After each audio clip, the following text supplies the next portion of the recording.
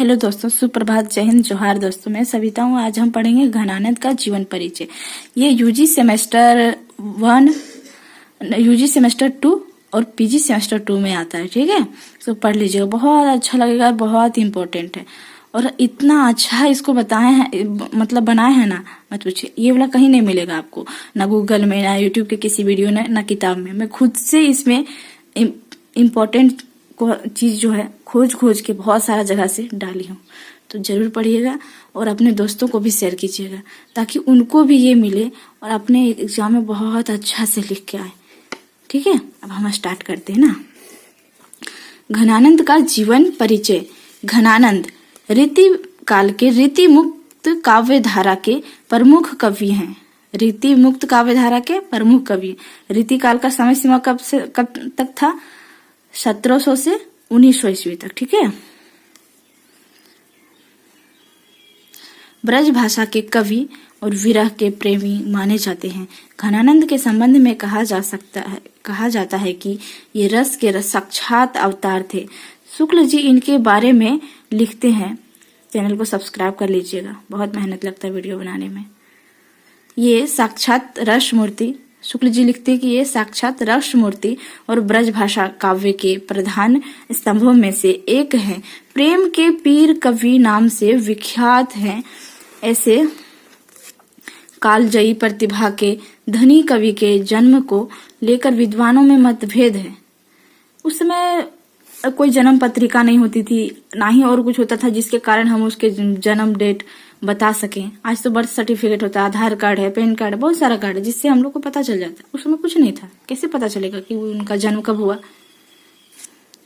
विख्यात है। ऐसे कालजयी प्रतिभा के धनी कवि के जन्म को लेकर विद्वानों में मतभेद है। अधिकांश विद्वान इनका जन्म 1673 ईस्वी के लगभग दिल्ली में मानते हैं। ठीक है, दिल्ली के आसपास के क्षेत्र में। ये जाति के भटनागर कायस्थ थे। इनके अनेक नाम प्रचलित है। घनानंद, घन आनंद, सच्चिदानंद, घन आदि। घनानंद ना जीवन के किसी बंधनों से बंधे और ना ही रीति के किसी बंधनों से बंधे रहे। उन्होंने अपना जीवन भी स्वतंत्र रूप से जिया और काव्य रचना भी स्वच्छंद रूप से किया। ये दिल्ली के तत्कालीन मुगल बादशाह, उस समय के जो मुगल बादशाह थे, मोहम्मद शाह रंगीला के दरबार में मीर मुंशी थे। ठीक है, और फारसी के अच्छे ज्ञाता थे। चैनल को सब्सक्राइब कर लीजिएगा दोस्तों। इनके संबंध में एक प्रसिद्ध जनश्रुति है कि एक सुजान नामक दरबारी नर्तकी से एक तरफा प्रेम हो गया। यानी कि मतलब केवल घनानंद ही प्यार करते थे सुजान से, सुजान उनसे नहीं प्रेम करती थी।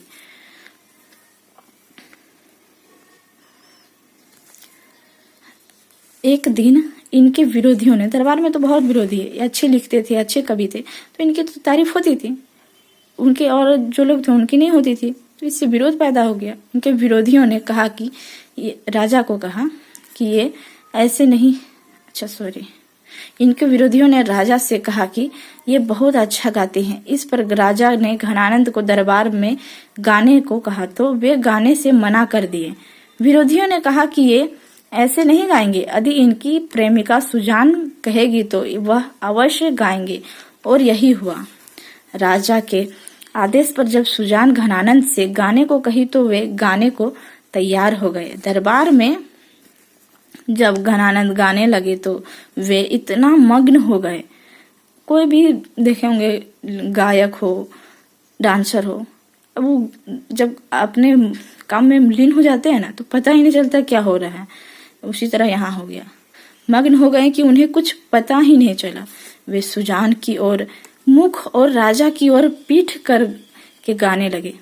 मतलब सुजान की ओर मुख करके उनके चेहरे के हाव भाव में गाने शुरू कर दिए थे। ठीक है, उनकी मधुर आवाज से राजा प्रसन्न तो हुआ, परंतु उनकी ओर पीठ करने के कारण क्रोध भी हुआ कि घनानंद उसकी इज्जत नहीं की, एक वेश्या को इतना सम्मान दिया।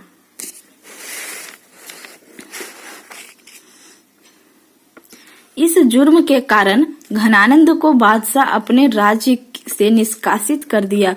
उस समय घनानंद ने सुजान को अपने साथ चलने को कहा, पर सुजान मना कर दी।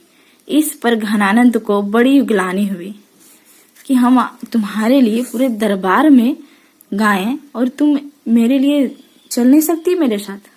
भाई बात सही है।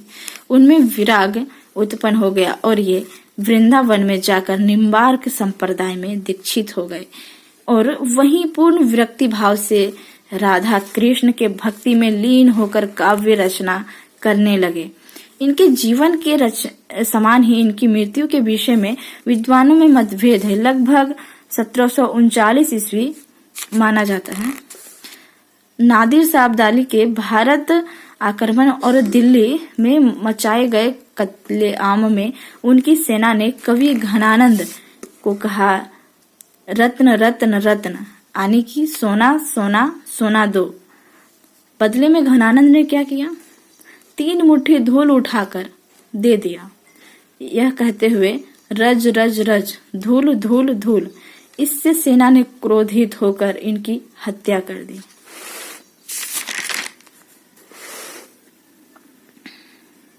कृतियां: सुजान सागर, विरह लीला, इश्कलता, रसकेली, सुजान हित, वियोग वेला आदि प्रमुख रचना है, जो सुजान की बेवफाई और राधा कृष्ण के भक्ति को अपने ग्रंथों में स्थान दिया है। ठीक है, अब हम पढ़ेंगे भाषा शैली। इसी प्रकार आप लिखिएगा, सेम टू सेम। रीति मुक्त या स्वच्छंद काव्य धारा के प्रतिनिधि कवि माने जाते हैं।